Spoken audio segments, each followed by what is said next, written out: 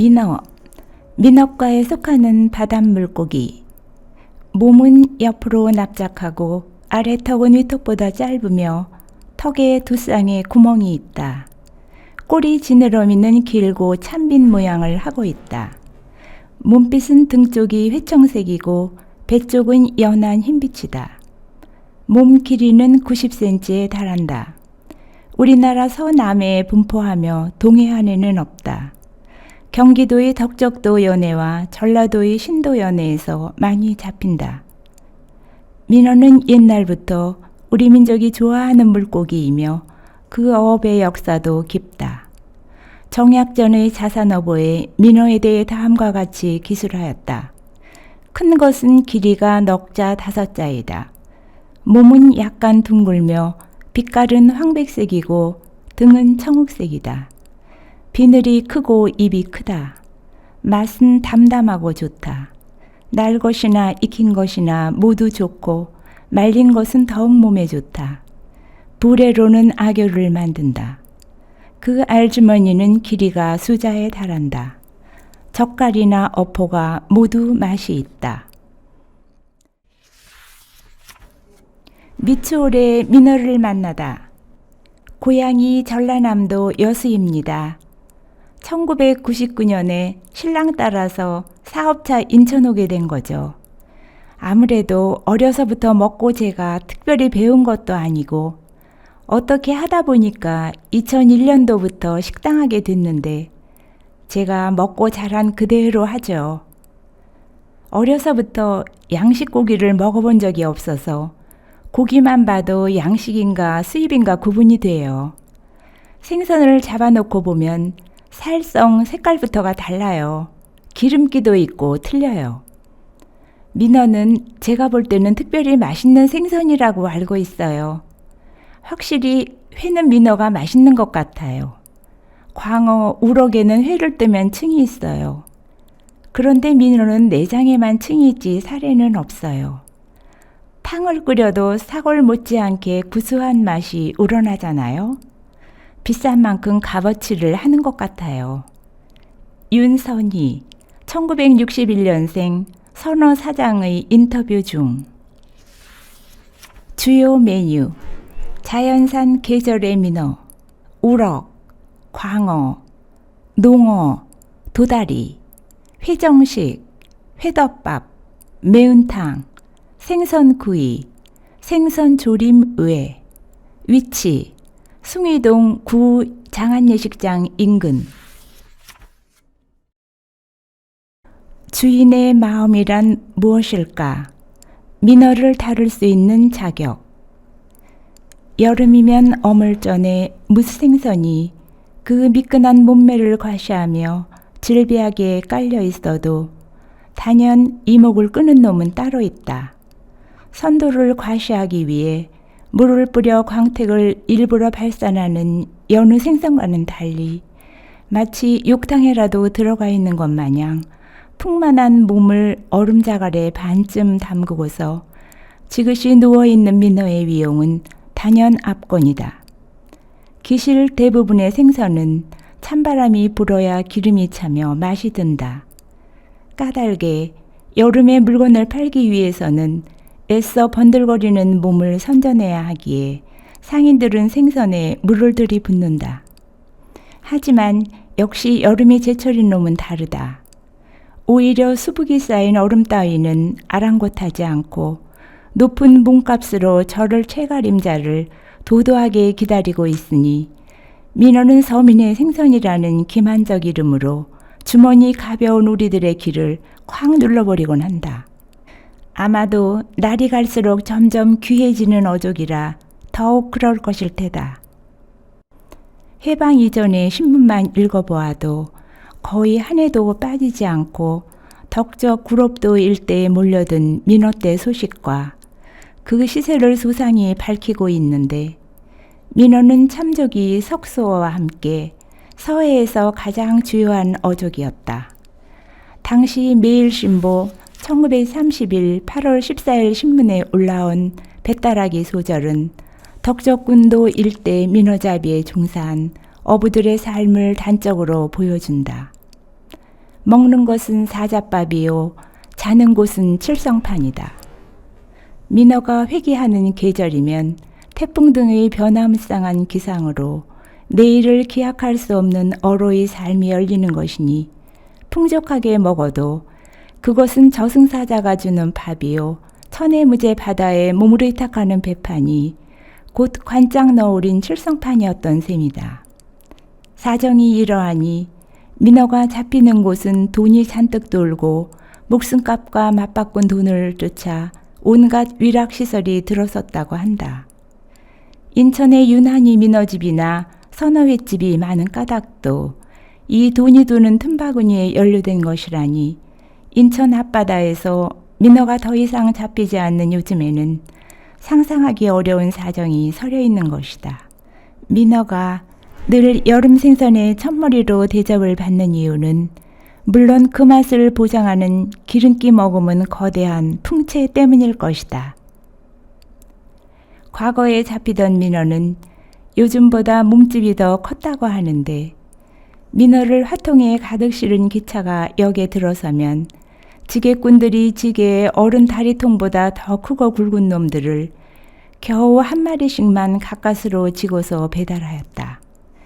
몸집이 이렇게 크고 보니 그 소형 역시 다양하였다. 꾸덕하게 말린 포는 장기 보관이 가능하여 1년 내내 사람들에게 단백질을 공급해 주었고 황해도 등지에서는 조기와 맞먹는 제수어로 대접받기도 하였다. 특히 민어는 시집가는 처녀가 있는 집에서 더욱 요긴하게 쓰였다. 불에는 악교풀의 재료였기에 혼수용 가구에 반드시 따라다니는 물건이었다. 하지만 혼례를 앞둔 여성에게 단연 중요한 것은 따로 있었으니 민어의 비늘이 그것이다. 민어의 수놈을 수치라 하는데 이놈들의 비늘은 단단하면서도 아름답기에 손도끼로 조심히 패어 골무로 만들었다. 이 민어 골무는 골무 중에서도 가장 고급으로 치는 것이라 시집가는 딸에게 어머니가 해줄 수 있는 가장 소중한 물건이었다. 바늘처럼 따가운 시집살이를 이 골무와 함께 버텨내길 바라는 모정이 얼마나 간절하였을지 잔칫날 민어를 드리는 일에는 이렇게 사무치는 정도 오갔던 셈이다. 어찌 보면 민어는 이렇게 살부터 내장, 비늘까지 우리 삶의 속속들이 스며들어 관원상제를 함께 하였기에 서민의 생선이라는 말로 불렸을 것이다. 또한 그래서 중요한 생선이요. 대접받는 여름 어물의 주인 자리를 떡하니 꿰차고 있는 것이 아닐까. 인천 숭이동에도 20여 년간 민어를 다루셨다는 주인이 한 분 계신다. 여수에서 오셨다는 이 집 주인은 선어라는 간판을 떡하니 밖에 걸고 장사를 하신다. 선어야 모든 생선의 통칭이요. 각별히 선어회를 즐기는 것이 인천 사람의 습속인데 이런 일반 명사를 과감히 가게의 상호로 쓰는 주인의 호기가 예사롭지 않다. 그래 간판이 특별해 보인다고 말을 걸었더니 글씨를 전공하시는 남편분께서 직접 쓰신 것이란다. 글자 그대로 우리는 신선한 생선만 다루겠다는 다짐이요. 그 자부심의 발로가 선어라는 간판을 달게 된 사연이라 하셨다. 하긴 그 선어의 대명사가 다름 아닌 민어이니 민어를 취급하는 집에 이만한 상호가 또 있을까 싶었다. 그래서인지 이 집은 부대 음식이 잡다하게 나오는 여느 횟집과는 사뭇 다르다는 생각이 들었다. 내놓는 몇 가지 반찬도 모두 밥과 어울리는 것이요. 음식점에서 눈여깃감으로 내놓는 것이 아니라 집밥에 가까운 것들이라 더욱 정겨웠다. 생선 조림과 구이도 각별하지 않아 오히려 입맛을 돋우는데 결국 어물맛의 향방은 물 좋은 놈을 드리는 것에 다름 아님을 다시 깨닫게 된다. 그리고 또다시 여름의 복판에서 이 한상 차림의 주인 자리를 차지하는 민어회 한 접시. 불에를 취하로 지그시 누르면 흡사 치즈로 만든 껌마냥 들러붙으며 비린 죽 속의 내장이라는 생각이 도저히 들 수 없는 풍미가 입안을 감돈다. 억센 활의 시위를 쳐매고 장력을 버티게 하는 기름진 접착제가 두 턱과 실랑이를 벌이는 사이에 스며 나오는데, 그래 두 턱을 딱딱 놀리는 재미가 이 음식의 특미이다. 복다리물 위에 고기를 뜯고 뜨거운 국물을 마신다고 하지만 민어의 부레를 씹고 즙을 빠는 이 즐거운 노역은 치미는 더위를 다스리는 가장 큰 호사가 아닐까 한다. 그런데 생선에야 서너라는 간판에 이름값 한다 하여도 회만큼이나 유난한 것이 탕맛이었다. 통상 민어뼈를 고운 탕은 육고기 국물처럼 뽀얗고 기름지기 마련이다. 까닭에 일반적인 생선탕 맛과는 완연히 다른 묵직한 맛이 나기 마련인데, 이 집의 민어탕은 아주 맑고 개운한 것이 특색이었다. 까닭에 탕맛이 각별한 이유를 주인께 물어보니 다른 집과는 달리 기름진 부위나 내장 따위를 일체 사용하지 않는다고 한다. 기름진 음식을 맑게 만들어 오히려 도드라지게 한 것이다. 그런데 이 민어탕이 머금고 있는 아이러니는 주인이 가진 성향과 닮아 있었다. 여수에서 올라오셨다는 주인네가 선보이는 음식은 기실 따로 배운 것이 아니라 어려서 먹고 자라온 그것이란다. 어려서 바다와 지척으로 살다 보니 양식 생선보다는 바다에서 갓 잡은 자연산에 입맛이 길들여진 것이요, 결국 입맛에 타협을 보지 않고 차린 것이 선어를 다루는 가게였던 셈이다. 그러니 손님상에 오를 법한 음식을 내는 것이 아니라 그 기준이 손녀에게 주어도 무방한 집밥이 되어버린 것이다. 특히 주인은 닭국조차 냄새를 견딜 수 없는 약한 비위의 소유자인지라 민어탕을 끓여도 조금의 잡내를 허용할 수 없다고 하였다. 시류에 따라 손님의 입맛에 맞추는 것이 아니라 주인의 입맛이 본의가 된 것이다. 그러니 여느 민어탕과는 달리 마늘이니 표고 등석 따위로 잡내를 잡는 맑고 깨끗한 민어탕이 상에 오르게 된 것이다. 손님 본의가 아닌 주인 본의. 아마도 이 말이 이 집 주인과 이 가게를 가장 잘 설명하는 말이 아닐까 싶다. 민어는 어물 중에서도 고가로 정평이 난 것이요, 음식값이 비싸다고 더러 불만 어린 이야기를 하는 손이 있어도 어쩔 수 없다는 것이 이 집 주인의 지론이다. 뻔히 눈으로 보고 입으로 맛보던 것이기에 양식 생선을 결코 집에 들여놓기는 힘들다는 생각. 아니, 생각이 아니라 내 입에서부터 받아들일 수 없거나 손녀 입에 넣어줄 수 없는 것은 팔재간이 없다는 고지식함이 이 주인 본의에 속드실 터이다. 까닭에 손님의 비위를 맞추는 일에 주인은 일찌감치 초탈해버렸다고 한다. 기실 인천에 올라와 이 음식점을 시작했을 때에는 주인도 여느 가게처럼 손님을 왕처럼 모셨다고 한다. 하지만 어느 사이인가 제값받고 정직하게 파는 음식을 두고 굳이 굽신거릴 이유가 없다는 너무나 당연한 사실을 깨닫게 되었다고 하였다. 하긴 손님은 왕이라는 고약하고 천박한 문구가 또 있을까 싶다. 돈 몇 푼에 제목으로 넘기는 음식을 해준 이에게 왕 노릇을 하겠다며 굴욕과 굴종을 요구하는 것. 그것을 당연시 여기는 우리는 그야말로 천한 세상에 살고 있다. 2020년대를 살아가는 요즘 신문이며 방송이며 사회 어디를 막론하고 우리의 눈살을 찌푸리게 만드는 소위 갑질 노릇이 사방팔방에서 판을 치고 있다. 그런데 이 집 주인에게 손님은 왕이 아니라 내 손녀가 먹는 음식을 낼 수 있는 그저 하나의 사람이요, 주인이란 다름 아닌 바로 자신이라는 평범한 진리를 묵묵히 행하고 계셨다.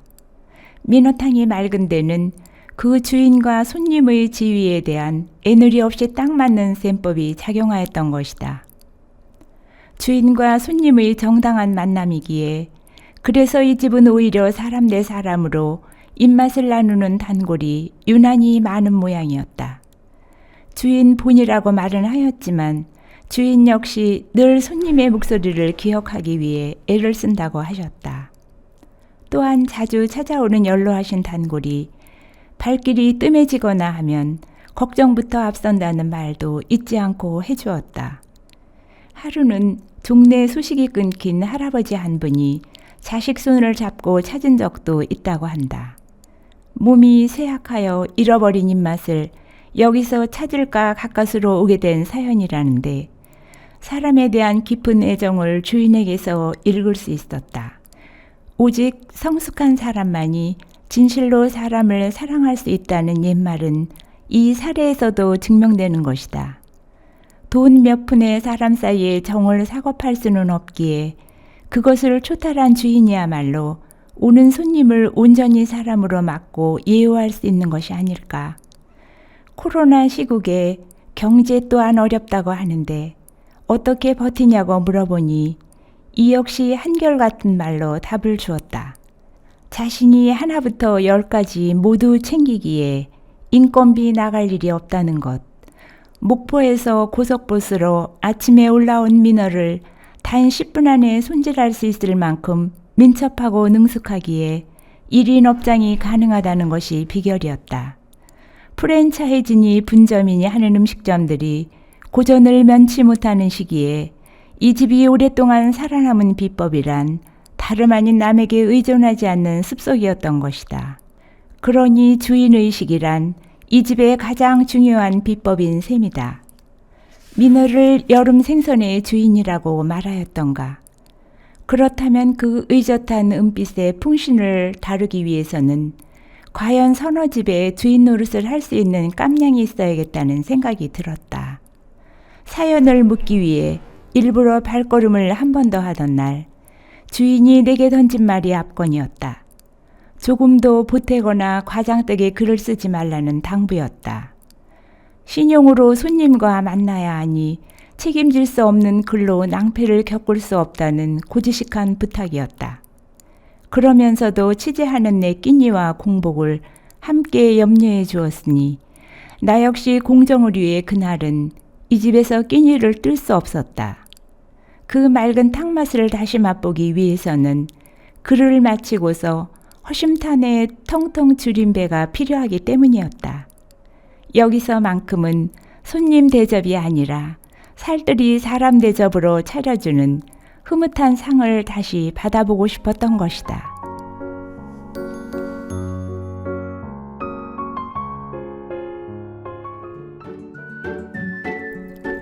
민어 골파 먹기. 민어는 여름철 보양식으로 전통시대의 왕에게 바치는 진상품의 하나이다. 따뜻한 수온 때문에 여름 생선은 물러서 먹기가 쉽지 않다. 그런데 민어는 여름에 더욱 살이 탱탱하다. 큼직한 민어 한 마리 가격은 예나 지금이나 쌀 한 가마니 가격이다. 결코 값싼 생선이 아니다. 타 지역 사람들은 인천에서 민어를 먹으면서 접시에 올라온 민어 두께에 놀란다. 워낙 비싼 생선이라 인천이 아니면 이렇게 두꺼운 민어를 먹기가 쉽지 않다. 민어 한 점 입에 물면 입안이 묵직해지면서 오랫동안 씹어야 제맛을 알게 된다. 민어는 탕을 끓이면 뽀얀 기름진 국물이 듬뿍 나온다. 민어의 골을 보라. 그 두께가 생선뼈라고 믿기 어려울 정도이다. 이 정도가 돼야 민어의 뽀얀 기름진 국물 맛이 제대로다.